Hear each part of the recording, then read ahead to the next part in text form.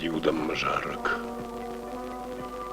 кавагал фажанам як, кай жардана гура карак, уйжарат яхифантияк. Аж зола як аттар кударин, кубафи денишку махаш, вадафтан гардай нажарин, накушит макалан калаш. Прости, если отзвук рыдания услышишь ты в песне моей. Чье сердце не знает страдания, тот пусть и поет веселей. Но если б народу родному мне долг отплатить удалось, тогда б я запел по-другому. Запел бы без боли, без слез.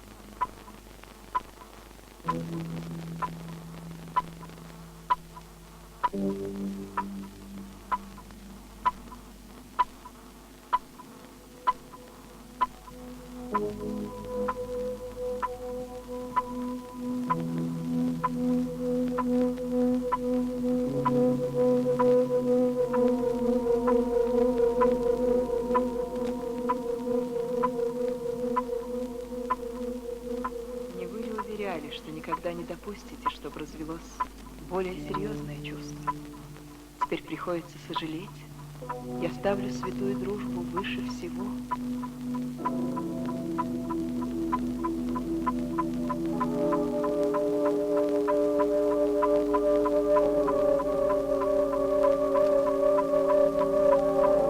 Я только что окончила гимназию. Я еще хочу пожить на свободе.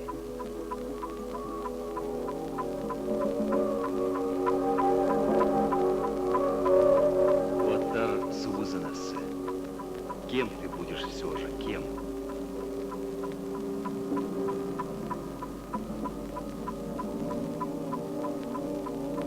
Прошу вас исполнить последнюю просьбу. Положите ребенка в мою могилу.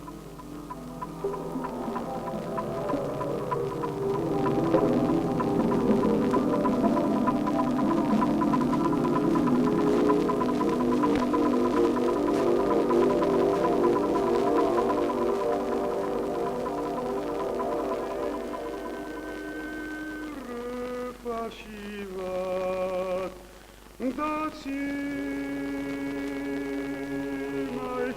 до Хагай. Алашкун машаужар задай, Сымамын канзына, да сашты шыгай, Анахай, аузан мамай. Несмотря на то, что отец и мать мои принадлежали к сильным и большим фамилиям в Нарской котловине, а отец, помимо того, был офицером русской службы, я все-таки родился в яслях, в хлеве. И навряд ли во всей Нарской котловине найдется кто-либо, кто до меня, да и много позднее меня, родился не в хлеве. Объясняется это тем, что во всей Нарской котловине времен особа совершенно не было более удобного, изолированного помещения для этого величайшего акта природы.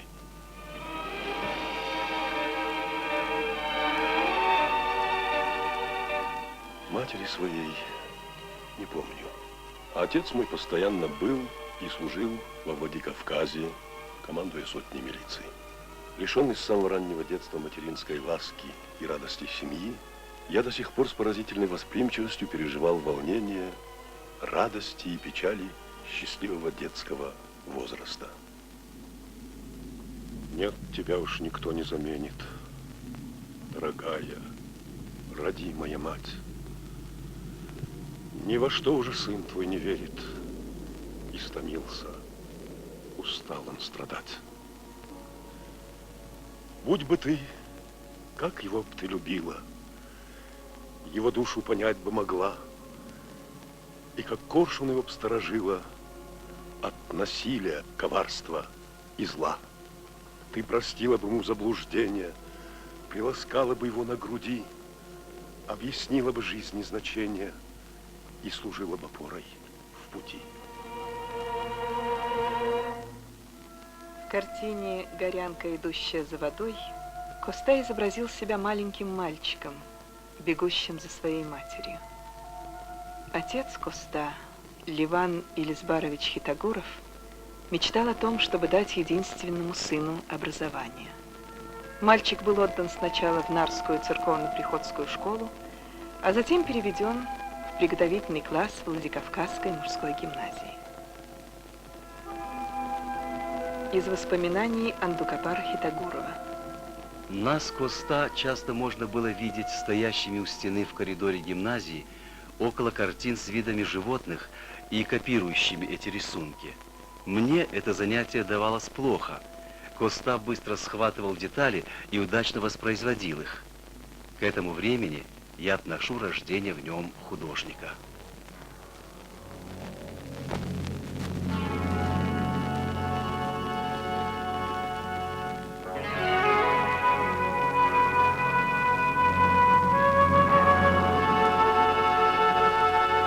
Из отчета директора департамента Главного управления Кавказского наместника. В мае 1870 года его императорское высочество, давая разрешение на переселение в Кубанскую область, поручил начальнику Терской области привлечь к переселению нескольких влиятельных в народе лиц из Осетинжа в тех соображениях, что они добровольным переселением своим на свободные земли Кубанской области могут склонить к таковому же переселению и других малоземельных осетин. Офицер этот, милиции подпоручик Леван Хитагуров, заслуживает особого внимания начальства, потому что вся фамилия его отличалась преданностью правительству и верной службою. Будучи уже в преклонных летах, устранил своим влиянием весьма многие затруднения по переселению осетин в Кубанскую область.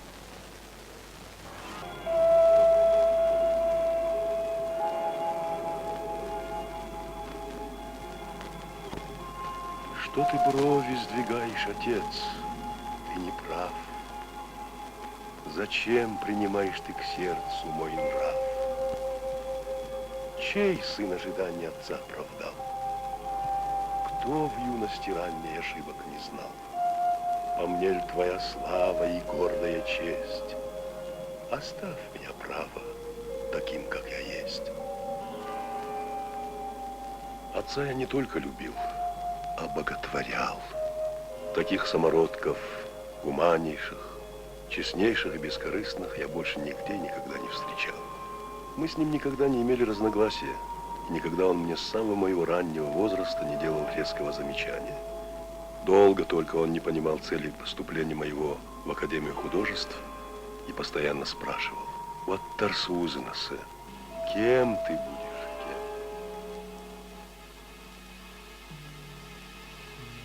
кем?» Жизненный и творческий путь Коста сразу же после его смерти стал предметом пристального внимания многих исследователей и научных обществ. Первым среди благодарных потомков был известный революционер Гегот Засохов, издавший в 1909 году сборник произведений поэта и материалы к его биографии.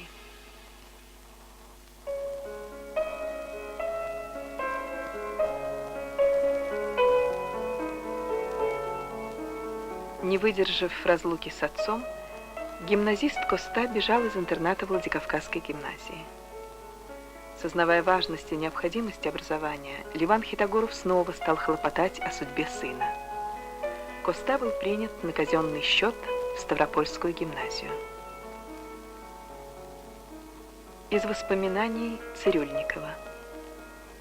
В Ставрополе он был общим любимцем гимназистов и преподавателей. У него было сильное тяготение к поэзии. Его карикатуры на некоторых учителей имели огромную популярность. Каждый год, в день открытия гимназии, он читал свои собственные стихи, произведения Пушкина, Лермонтова и Крылова. Воспитатели Коста дали ему возможность развивать природный талант и в художестве. Учитель рисования Василий Иванович Смирнов всегда ставил его в пример своим ученикам. Сам выпускник Петербургской академии художеств, прекрасный живописец, однокурсник Репина, он во многом предопределил вкусы и наклонности будущего поэта. Из воспоминаний Андукапара Хитогорова. Учился он не очень усердно, зато охотно принимал участие в ученических спектаклях. Обладал хорошей выразительной читкой. Помню, в какой восторг он привел чтением молитв добрейшего Неверова, попечителя Кавказского округа.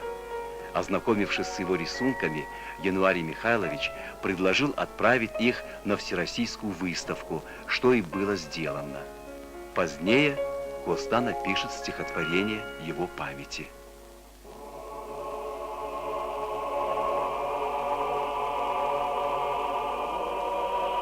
Я знал его. Я помню эти годы, когда он жил для родины моей. Всего себя он отдавал лишь ей. Мы шли за ним доверчиво и смело, забыв вражду исконную и месть. Он нас учил ценить иное дело и понимать иначе долг и честь. Он нас любил, и к родине суровой он завещал иную нам любовь. Отважный пыл к борьбе направил новой и изменил девиз наш «Кровь за кровь». Он нам внушил для истинной свободы не дорожить приволем дикарей. Я знал его, и я помню эти годы, когда он жил для родины моей. Усиленные занятия живописью под руководством Василия Ивановича Смирнова повлияли на выбор дальнейшего пути. И Коста, по его рекомендации, отправляется в Петербург в Академию художеств.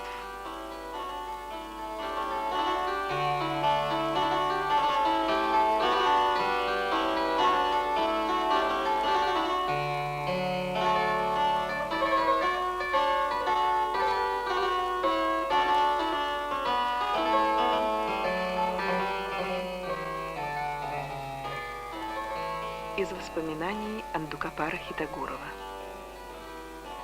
Этот огромный город заворожил Коста. Он часто и подолгу бродил по нему, ни у кого ничего не спрашивая, сам находил и рассматривал то, что его интересовало.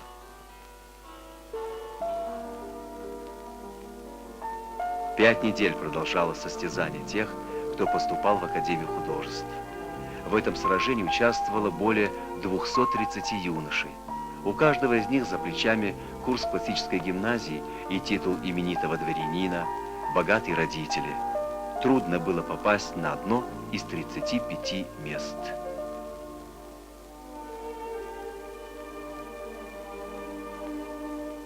Коста был определен в класс адъюнкт профессора Чистякова.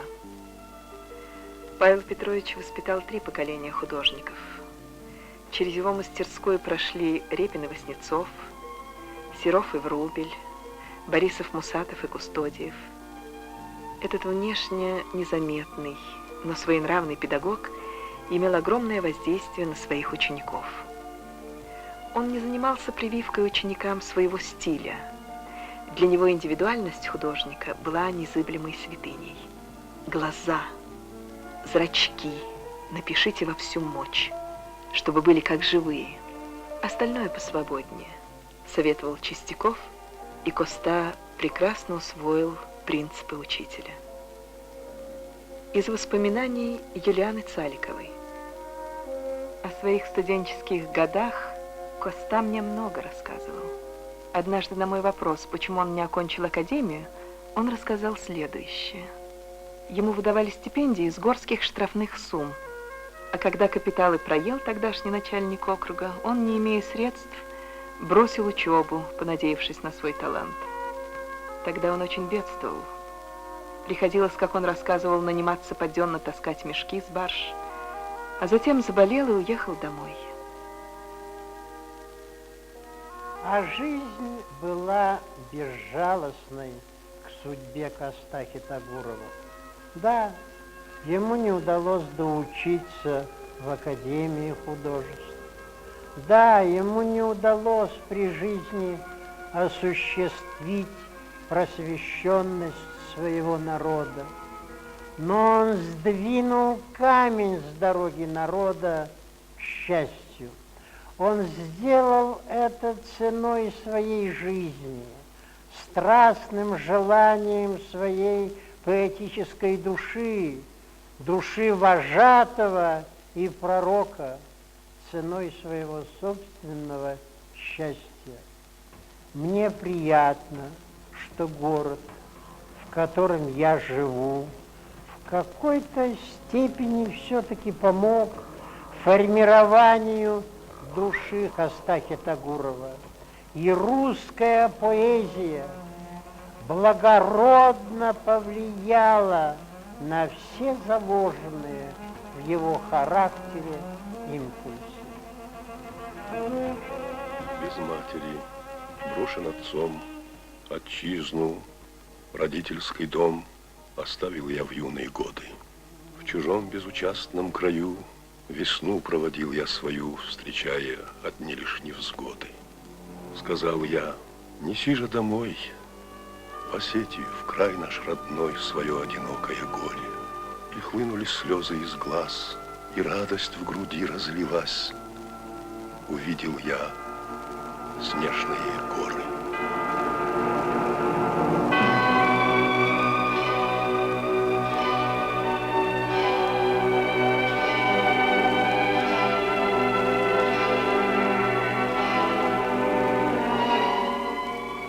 Более бедным, чем я, вернувшись, нашел я тебя, народ, изнуренный заботой. Нет места тебе ни в горах, ни в наших привольных полях. Ни стой, ни ходи, ни работай. Достойных так мало у нас. И что мы такое сейчас, и чем мы со временем будем? Ползешь ты вслепую, мой край. Взгляни ж, ваш торчи, и не дай погибнуть измученным людям.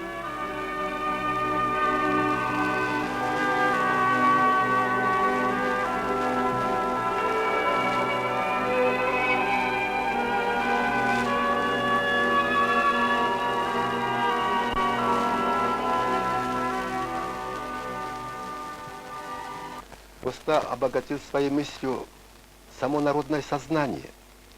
Народному сознанию он навязал такой уровень, что без него дальнейшая судьба, их будущая перспектива, она была бы невозможна. И то, что мы сейчас есть, и уровень нашего сознания, и нравственное наше состояние, это мы во многом обязаны мысли Коста, чувствам Коста, благородству его и всемирности его обаяния.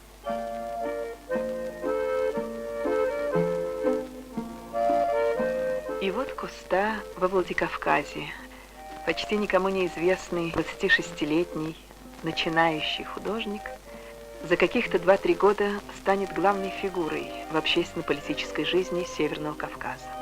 А пока из газеты «Терские ведомости». Господин Хитагуров выставил во Владикавказском собрании для продажи новую картину «Скорбящий ангел». Посреди полотна в натуральную величину изображен ангел в белом, почти праздничном одеянии. Голова его откинута назад, и на левой щеке застыла слеза. В художественном отношении картина отличается мягкостью тонов, правильностью освещения и особенно нежностью тела. Рефлексы выполнены удачно. Выражение скорби так естественно, что заглавие излишне. Произведение господина Хитагурова может удовлетворить любой изящный вкус и служить украшением христианской церкви. Из воспоминаний Махарбека Туганова. Иногда удавалось заглянуть нам, детям, в его комнату. Бросалась в глаза картина на стене. Это «Плачущий ангел». Другая была на мольберте. Это «Дети-каменщики». Коста очень любил детей и старался всегда зазвать к себе самого младшего, Биби, с которого хотел написать того мальчика, который стоит на картине Коста с оголенным пузом.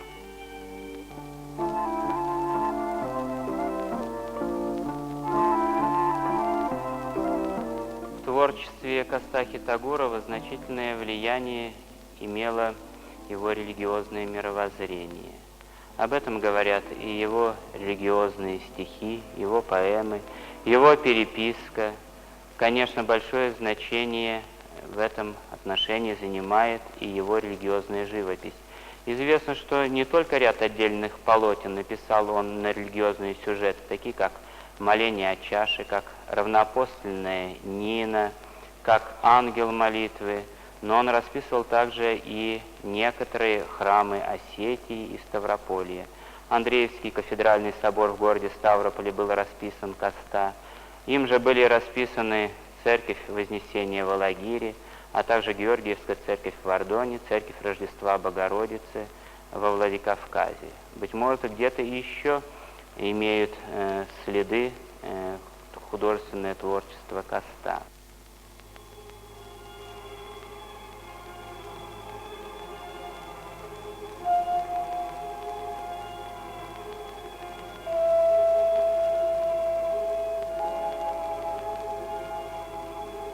Живописное наследие Коста до сих пор мало и слабо исследовано. Многое остается на уровне гипотез. Искусствоведам еще предстоит долгая работа, в частности, по выявлению и экспертизе церковной живописи художника.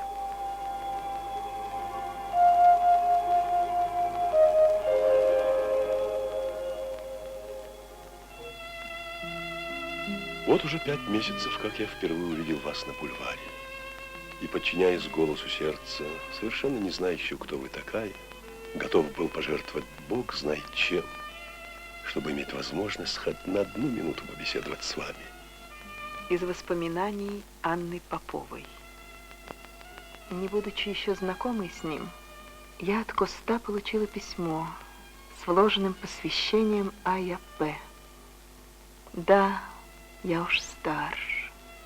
Ты смотришь боязливо на впалые глаза, на борозды морщин.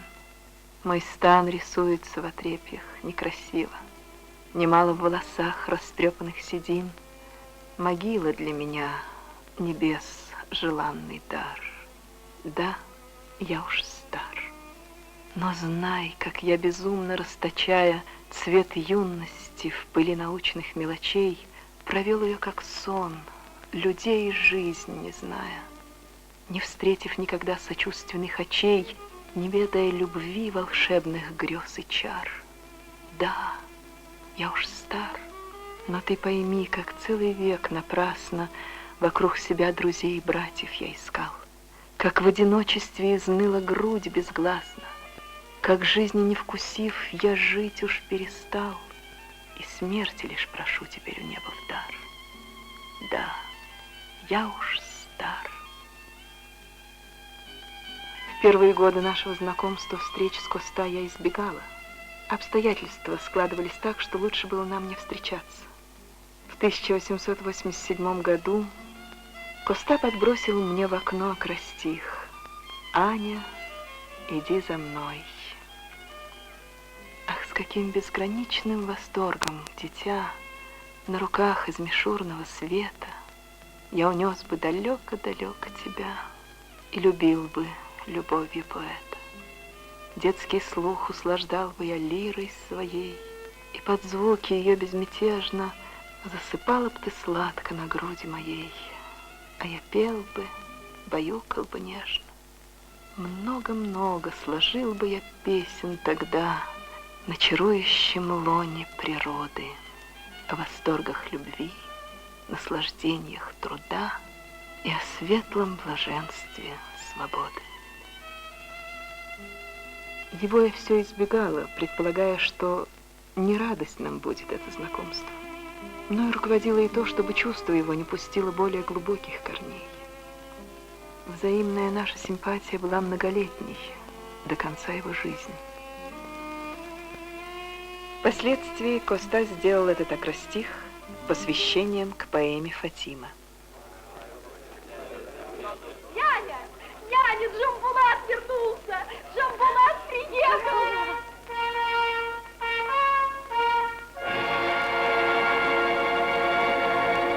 «Кавказской повестью» назвал сам поэт свою романтическую поэму. Это гимн мужеству и благородству горцев, плач о трагической судьбе Фатимы и ее любви. Как ты? Где мой Джамбулат? Скажи, где мой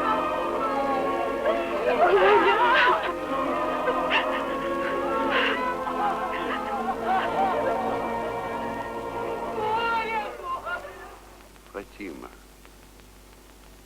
дочь моя, сваты покоя не дают. Что им сказать? Отец, я не выйду замуж. Я буду ждать Джамбулата.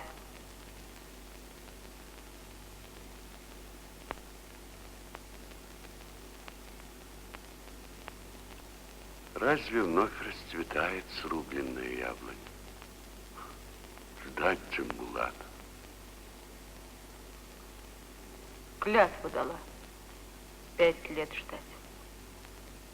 Не принуждай, отец. Полна кунацкая наиба привета ласковых затей. Много из Чечни, Гуниба и славной Кабарды гостей. Так начинается одна из интереснейших поэм Коста Хитагурова. В этой поэме строка из славной Кабарды гостей привлекает мое внимание, потому что в ней, как мне думается, выражено высокое уважение поэта к кабардинскому народу. К этой строке я бы присоединил и многое другое, в частности, его владикавказские письма, потому что в этих письмах он не раз обращается к судьбам народов Северного Кавказа. Во владикавказских письмах Коста Хитагуров встает перед нами не только как выразитель дум и чаяний народов. Поэт был нравственно чист, поэтому он имел широкие права говорить от имени всех народов и по любому поводу. Он предвидел и грядущие взлеты, возможные в судьбах народов, и звал горцев к этим взлетам.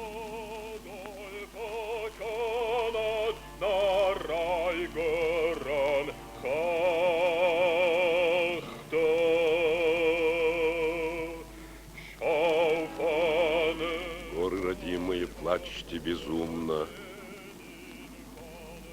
Лучше б мне видеть вас черной золой. Судьи народные, падая шумно, пусть вас схоронит обвал под собой. Цепью железной нам тело сковали, мертвым покоя в земле не дают. Край наш поруган, и горы отняли, всех нас позорят и розгами бьют.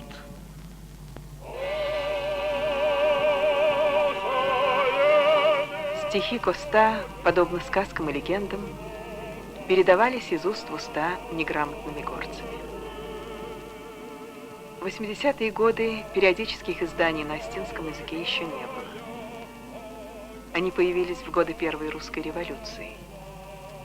И Коста, прекрасно зная, что его произведения не скоро увидят свет, сознательно выражал свои мысли и идеи теми средствами, которые были близки и понятны народу. Публицистичность характерна для лучших стихотворений Коста на остинском языке.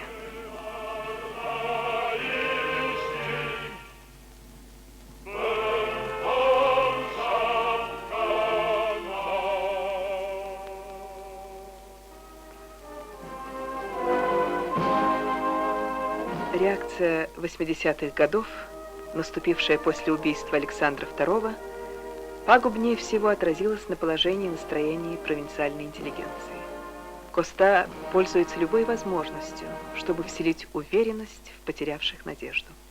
В 1889 году в городе Пятигорске состоялось открытие памятника Лермонтову. Александр III не разрешил воздвигнуть памятник в Москве. Только на месте гибели было высочайшее указание. Коста, к тому времени уже признанный властитель Дома молодежи, представлял на этих официальных торжествах интеллигенцию Терской области. Великий торжествующий гений, подрастающее поколение моей Родины приветствует тебя как друга и учителя, как путеводную звезду в новом своем движении к храму искусств, наук и просвещения. В тот же день он написал стихотворение перед памятником и прочитал его в городском собрании. Торжествуй, дорогая отчизна моя, и забудь вековые невзгоды. Воспарит сокровенная дума твоя. Вот предвестник желанной свободы. Она будет, поверь. Вот священный залог, вот горящее вечно светило. Верный спутник и друг по крутизнам дорог. Благородная, мощная сила. К мавзолею искусств, в храм науки святой. С ним пойдешь ты доверчиво, смело. С ним научишься ты быть готовой на бой. За великое, честное дело. Возлюби же его, как изгнанник-поэт возлюбил твои мрачные скалы, и почти, как святыню предсмертный привет юной жертвы интриг и опалы.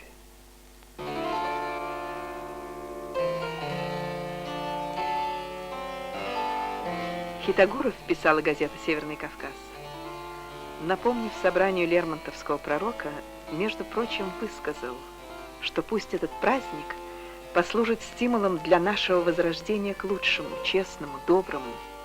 Пусть поэзия Лермонтова жжет нам сердце и учит правде. На празднике в Пятигорске присутствовала и юная Анна Цаликова, одна из 3 дочерей его друга, священника Александра Цаликова. Коста был частым и любимым гостем в его доме. Анну он любил. Из воспоминаний Елены Цаликовой. Наш отец, Александр Цаликов, преподавал закон Божий в Устинском женском приюте. В этом же приюте работала моя старшая сестра Юлиана, а младшая Аня училась там. В январе 1881 года на Осетинский женский приют обрушилось несчастье. Он был закрыт. Коста скоро оказался в центре событий и вместе с моим отцом собрал группу осетинской интеллигенции, боровшейся за сохранение приюта. Можно сказать, что только благодаря энергии Коста приют просуществовал еще 2 десятилетия. Ну, пожалуйста. Хорошо. Коченеет ворон, страшен бури вой. Спит на круче черный нар аул глухой. На краю аула, в брошенном хлеву, нищета согнула горькую вдову. На полу холодном, кто в тряпье, кто так, 5 сирот голодных смотрят на очаг. Можжевельник саклю дымом обволок. Капают по капле слезы в котелок. Но не плачьте, грустно, говорит им мать. Накормлю вас вкусно, уложу вас спать. Детям говорила, вот бобы вскипят, а сама варила камни для ребят.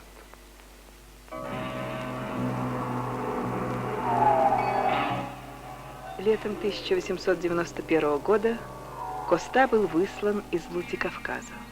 Формальным поводом послужило его активное участие в борьбе за сохранение единственного на Северном Кавказе учебного заведения для горянок – Осетинской женской школы. На самом деле генерал-лейтенант Каханов просто воспользовался удобным моментом, чтобы избавиться от человека, легко склоняющегося на производство беспорядков и увлекающего за собой других.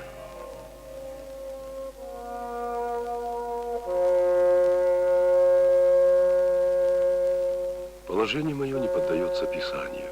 Я отрезан от всего. Прежде всего, позвольте вас поздравить с окончанием курса. Ваш портрет я повесил рядом с изображением матери. Эх, Анна Александровна, я вам завидую. Горе вам, если вы с вашей отзывчивой душой и способностями заразитесь предрассудками мишурного света. Я не учить берусь вас, а говорю то, в чем глубоко убежден. Мне вообще очень часто хотелось с вами беседовать как друг и брат. Но странно слагаются мои обстоятельства. Едва я только перехожу за пределы простого знакомства, начинаю привязываться к человеку как к родному существу. Едва я начинаю чувствовать потребность в его обществе, в его нравственной поддержке, как неумолимая судьба выдвигает между нами буквально непроницаемые стены. Коста тяжело переживает отказ Анны стать его женой. Работа в конторе Карачаевского серебро-свинцового рудника усугубляла это состояние. Он занимается живописью, поэзией, однако потребность в активной общественной деятельности остается неудовлетворенной. Его угнетает вынужденное безделье. Тяжело, как тюрьма, жизнь постыла. Мрак могильный закрыл все пути. Взор блуждает в прошедшем уныло и не ждет ничего впереди. Ни единого звука участия, тишина, леденящая кровь, жизнь без света и призрака счастья, без чарующей веры в любовь, жизнь без теплой улыбки привета, без желаний, надежд впереди. Хоть бы луч показался рассвета, хоть бы треснуло сердце в груди.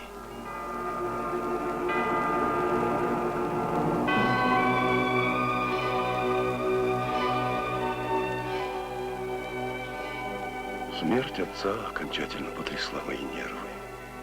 Я почувствовал себя совершенно одиноким во всем огромном мире. Вначале меня обуяло чувство полнейшего отчаяния. Затем я несколько владел собой и стал рассуждать. У меня во всем мире не осталось ни одной паутинки, которая могла бы хоть на секунду удержать меня от любого рокового шага. Я был в самом широком смысле свободен делать все, что могла подсказать мне моя совесть.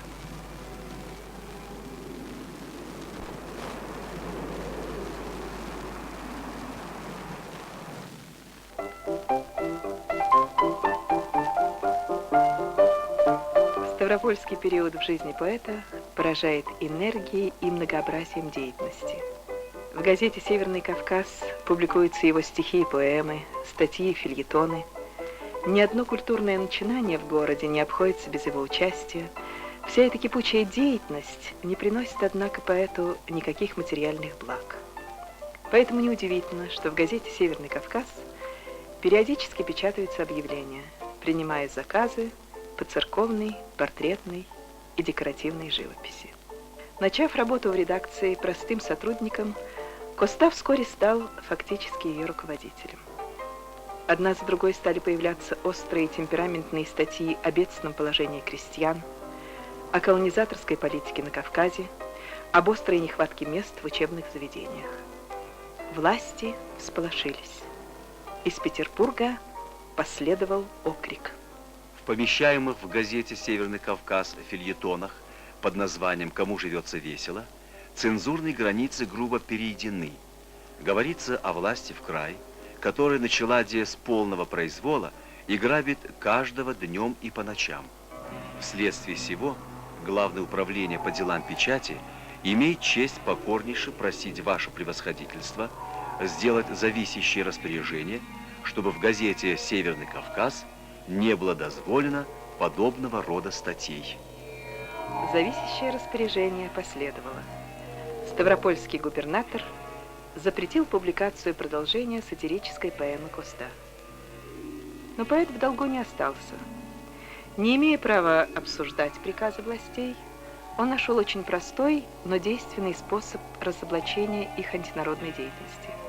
В газете сначала появлялись сами приказы, а в следующих номерах давались подборки информации, содержание которых опровергало их основные положения.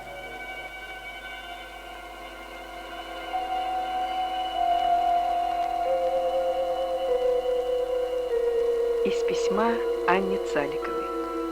Ни газета, каждую строчку, которую я переживал, ни живопись, которой я увлекаюсь всегда до изнеможения, ни балы, ни пикники, ничего не могло заслонить от меня дорогого видения. Временами я даже навязывал себе злорадно идею жениться на первой попавшейся и, создав себе самую мелочную мещанскую жизнь, хоть этим отравить мучительную сладкую мечту о новой встрече с вами. Зачем мы встретились? Зачем душой разбитой я полюбил тебя как сестру? Ведь я допил бокал, а твой едва налитый стоит нетронутым на жизненном пиру. Да, нам не по пути, но, встретившись с тобою, я посох и сумму благословляю вновь, ударю по струнам дрожащей рукою и миру возвещу свободу и любовь. 9 лет кавказская администрация преследовала Хитагурова. Пока чиновники решали судьбу поэта, он не в силах преодолеть тяги к близким людям, инкогнито появляется то во Владикавказе, то в Пятигорске, где жила теперь Анна. Эти вылазки незамеченными не оставались. Слишком обличительным был тон и направленность на конкретных чиновников. Не были забыты и друзья поэта. Семья Цаликовых была вынуждена переехать из Осетии в Пятигорск. В 1895 году Сенат отменил решение об административной ссылке Коста, обвинив генерала-лейтенанта Каханова в превышении власти. Между тем, произведения поэта стали так популярны в народе, что это вызвало новые опасения у правительства. Из доверительного письма начальника главного штаба Обручева главноначальствующему Кавказским краем князю Военный министр поручил просить ваше сиятельство не будет ли признано вами возможным для поддержания престижа местной власти снова выслать Хитагурова, мотивировав высылку соответствующими соображениями, например, хотя бы вызываемым Хитагуровым волнением в умах? Добрейший Василий Иванович Смирнов и влиятельные друзья поэта пытались помочь ему. И все же, несмотря на все их старания, решение о высылке за пределы края на 3 года состоялось.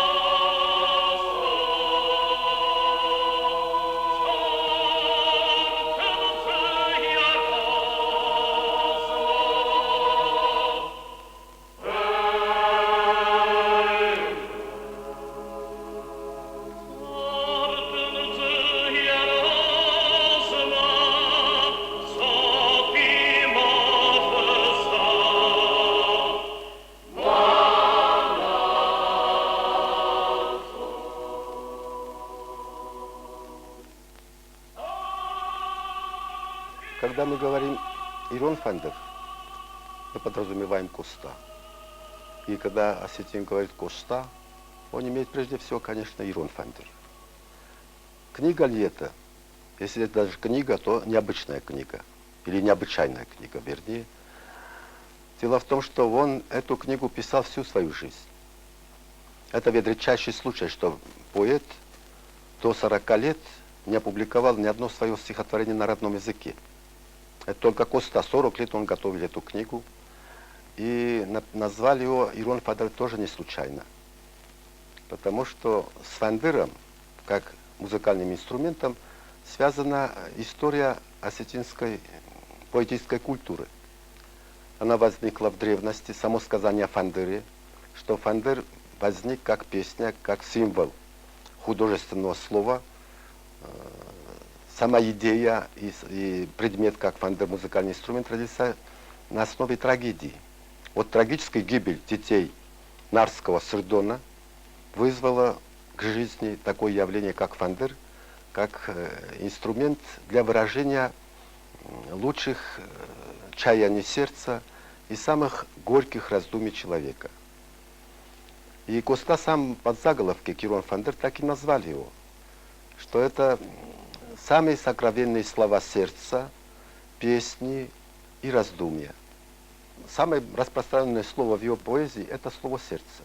И вот, когда он обращается опять-таки как к идеалу поэта, он говорит, что «Рагун нартоллагау жарын кузонин, арвма кокосит мафандеры кашт, дунета сеппат махимар хонин, разурен сеппатан жардай машт».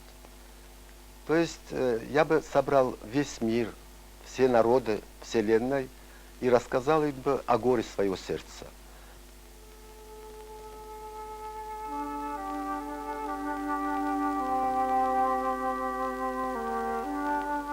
В 1899 год самый трагический для Коста. Год грубого насилия над ним и ссылки в Херсон, где он, по собственному признанию, томился хуже Дрейфуса на чертовом острове и переживал адски мучительное одиночество. Писать в этом году он почти не мог. Все силы уходили на борьбу за отмену ссылки, а затем и на мучительные раздумья в изгнании, на случайные заработки живописью в иконописной мастерской.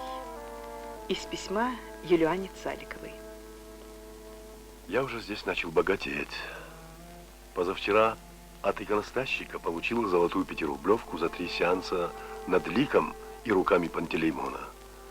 Он очень доволен моей работой. Очень извинялся, что больше не в состоянии заплатить, но обещает много работы.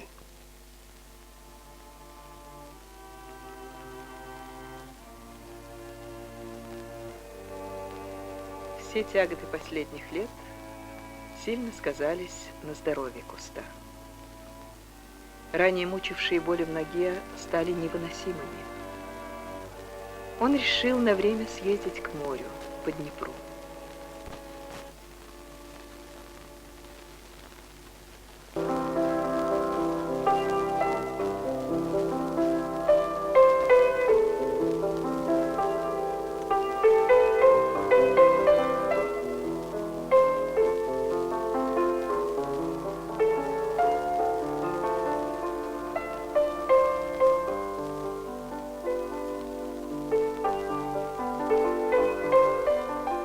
Вдали от родины, тоскуя в одиночестве, Коста поддерживает связи с друзьями и знакомыми. Письма Коста из ссылки – это своеобразная летопись его страданий и сомнений, его мыслей и редких радостей. Из письма Юлиане Цаликовой. Действие купания просто не поддается описанию. Не хочется выходить из воды, до того она ласкает организм. Плавать, оказывается, я не разучился, хотя устаю гораздо скорее. Я так поздоровел за эти 9 дней, как стал купаться. В груди я столько воздуха стал помещать, что могу свободно, без передышки, прочитать «Отче наш» 3 раза. Этого я не мог проделывать с тех пор, как сделали мне операцию. Когда я получу свои краски, такой художественный зуд чувствую, когда выхожу из хаты, что и сказать не могу. Так все и просится на полотно.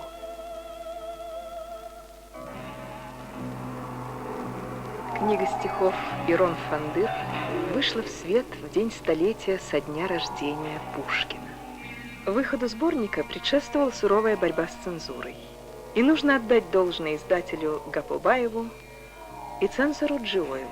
Они сделали все, чтобы книга была все же напечатана, но добились этого целым рядом компромиссов, чем и вызвали недовольство Коста. Я никогда своим словом не торговал. Никогда ни за одну строку, ни от кого не получал денег. И пишу я не для того, чтобы писать и печатать, потому что и многие другие это делали. Нет, я пишу то, что я уже не в силах бываю сдержать в своем изболевшем сердце. Я прихожу в бешенство, когда переделывают даже мои газетные статьи. Из-за этого я разозлился. А стихи я пишу только в такое время, когда потребность высказаться всецело захватывает все мое существо. И эта песня несчастного поэта не есть ли только бред, не есть ли только стон и страстный дикий вопль прощального привета всему, что он любил, чему молился он. О, если это так, то все мои страдания теперь, о, Родина, признанием искуплю. Все помыслы мои и все мои желания одну имели цель — спасти любовь твою. Добиться отмены Херсонской ссылки Коста смог лишь после того, как генерал-лейтенанта Каханова освободили от должности начальника Терской области и отправили в почетную ссылку командовать корпусом в Туркестанской области.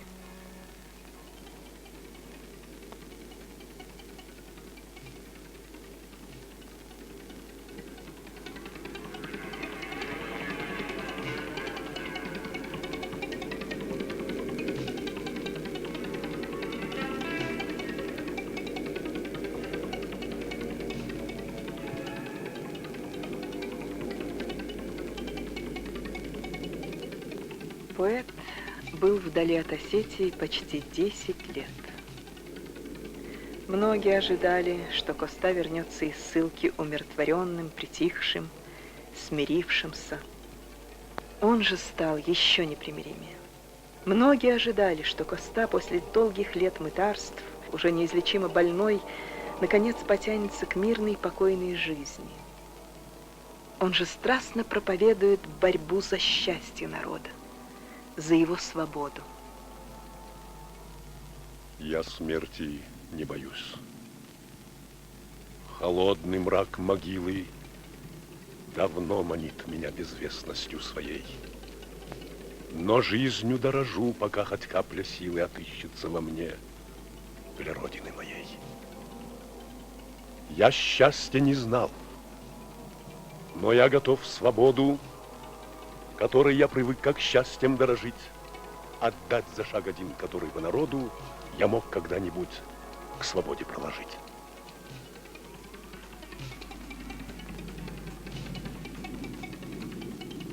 Часто приходится задумываться над тем, с чем все-таки Коста ушел. Ведь он многое не договорил.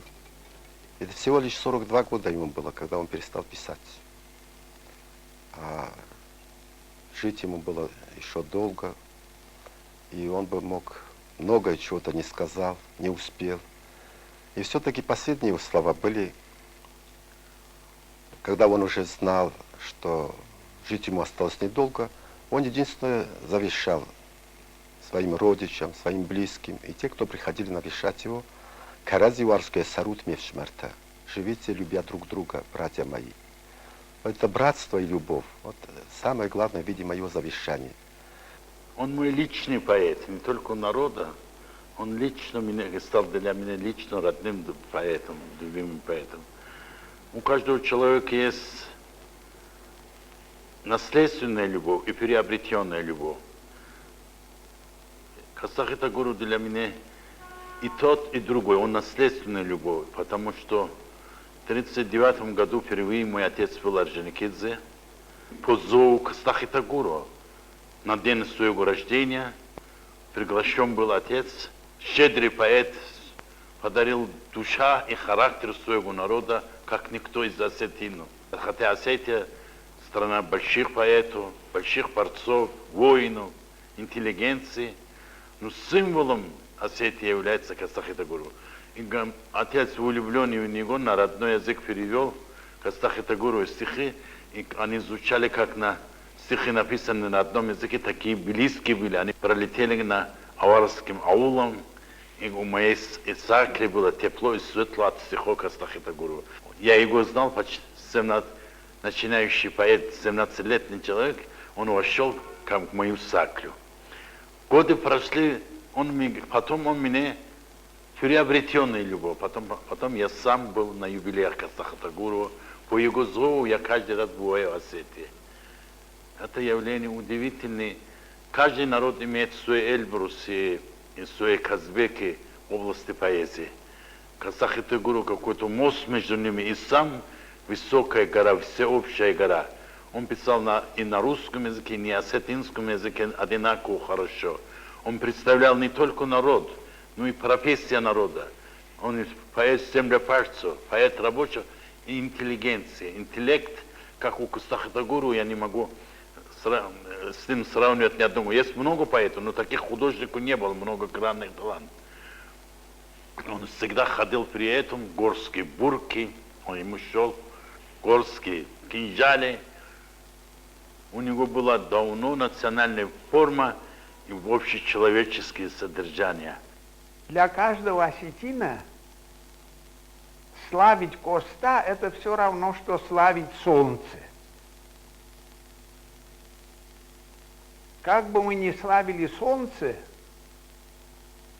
наши слова всегда будут бледными по сравнению с сияющим ореолом этого великого светила. И вот от этого происходит какая-то неудовлетворенность, и мы все ждем, когда же будет сказано самое важное, самое нужное слово. Но это, в общем-то, хорошо. Хорошо то, что мы не удовлетворяемся вот тем, что сказано. Идеал потому и называется идеалом, что он недостижим. Стремление к нему, вот что составляет сущность, а не сам идеал. И хорошо, что мы в своем понимании, в своем познании Коста оказываемся все-таки не на той уровне, когда можно поставить точку. Вот мы уже познали Коста, и дальше нечего говорить. Этого нет. И это именно потому, что Коста тот недосягаемый идеал, который с каждым юбилеем, так сказать, в нем раскрываются какие-то новые грани. В этом отношении Коста неисчерпаем. Он также неисчерпаем, вот как... 130-летие со дня рождения Коста Хитагурова и 200-летие со дня выхода первой книги на осетинском языке почти совпадают. И, наверное, в этом есть своя закономерность. Но у поэтов есть только одна дата – дата рождения. А дальше он живет в памяти своего народа. А в данном случае в памяти народов Кавказа и всей страны. Основное завещание Коста или внушение, которое он хотел сделать, всю жизнь сделал родному народу, да и всем людям на свете, это все-таки то, что мы сейчас называем новым мышлением. Это не новое. Приоритет общечеловеческих ценностей, это для него было совершенно не оригинальным, а органичным законом. Он себе иначе не мыслил. И потому что мысль его вот реяла не только, так сказать, над Осетинскими горами, но над всей великорусской равниной и, собственно, над всей планетой. Поэтому я интересовал не только то, что делается в горах, или как живут осетинские пастухи или крестьяне, но идет война на краю планеты Африка между бурами и англичанами. И вдруг его страшно интересует. То есть он понимал единство всего мира, всего человечества, что нет отдельной судьбы ни у одного народа, не говоря уже об отдельной личности, но ни у одного народа, большого, малого, нет отдельной судьбы.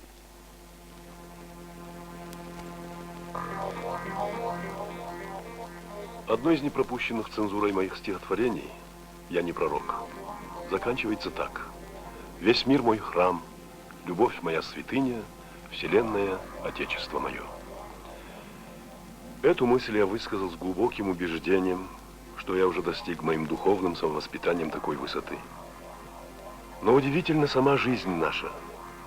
Требования ее почти на 99% идут вразрез этой величайшей конечной цели всякого подобия Божьего. Те, кто попадает в разряд «не от мира сего», делаются обыкновенно предметом удивления, а то и просто остроты и насмешек. Однако при всех их достоинствах они благодаря полной изолированности и непрерывной, слишком сильной напряженности их центробежной энергии очень недолговечны. Вот это-то, достигнутое такой энергией состояние, и должно выражаться словами «Весь мир мой храм, любовь моя святыня, вселенная Отечество мое».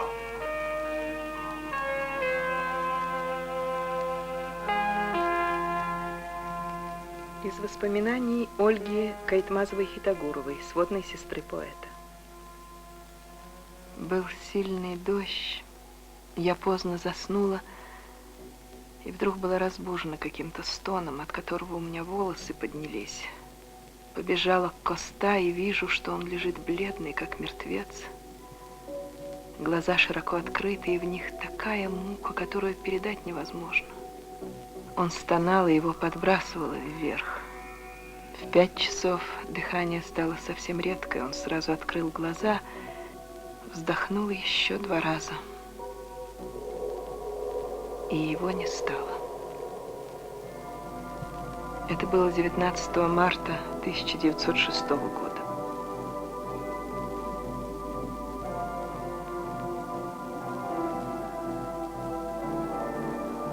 Блажен, кто с младенческих лет был солнцем весенним согрет и ласкою матери милой.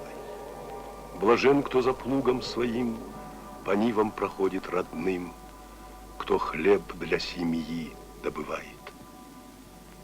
Блажен, кто душой и умом прославлен в народе своем, чье ценится веское мнение, Блажен, кто отчизну любил, кто славой отцов дорожил, чье имя не знает забвения. Мы говорим о том, что Коста был любим народом. А почему он был любим народом? Почему народ называл его просто Коста, показывая этим свое уважение и свою любовь к нему? Это связано с тем, что Коста действительно в жизни старался воплотить евангельские идеалы, евангельские заповеди любви к ближнему, любви к человеку. Он не просто на словах выполнял это, а действительно все, что имел, отдавал нуждающимся, заботился о тех людях, о ком позаботиться было некому.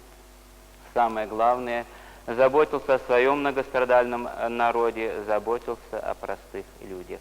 И мы знаем, что его жизнь можно поэтому сравнить с жизнью пророка, как писал Лермонтов о том, что пророк идет по селению, всеми преследуемый, всеми ненавидимый, потому что он возвещает правду Божию. Действительно, Коста при жизни многие осуждали. Действительно, и на страницах прессы, и в устных речах не раз высказывались многие против него. Высказывались потому, что он обличал сильных мира сего, что заступался за немощных и слабых. И поэтому думается, что Коста Хитагуров в своей жизни сумел воплотить именно евангельские идеалы человечности, те идеалы, за которые Церковь признает людей святыми.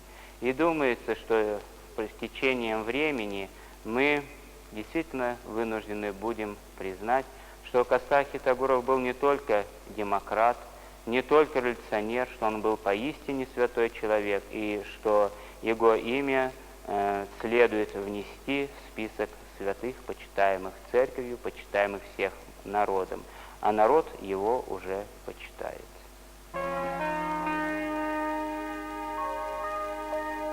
Похоронили его 22 марта в одной могиле с отцом, но 27-го его опять отрыли и повезли во Владикавказ, где его похоронили 29 марта.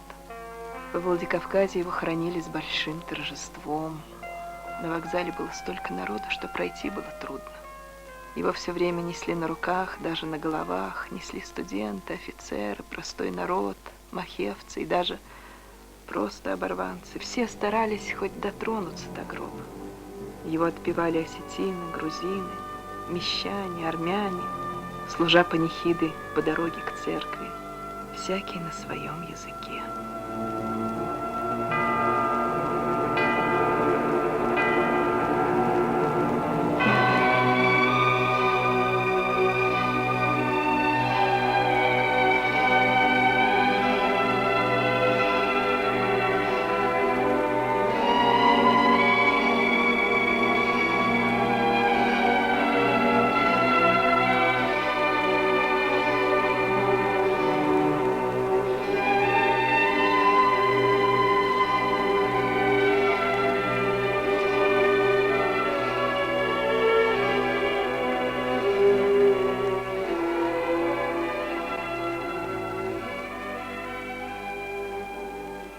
Мне нравится, мой друг, что ты глядишь пытливо и тщетно разгадать стараешься меня. Когда я говорю тебе полушутливо, что я устал любить, устал страдать любя. Не верь моим речам, исполненным проклятия, насмешки злой и лжи, я им не верю сам. Напротив, верь, что мы, как любящие братья, воздвигнем на земле один всеобщий храм. Храм жизни трудовой, насилию недоступной, сознательной борьбы, без пыток и крови, храм чистой совести и правды неподкупной, храм просвещения, свободы и любви.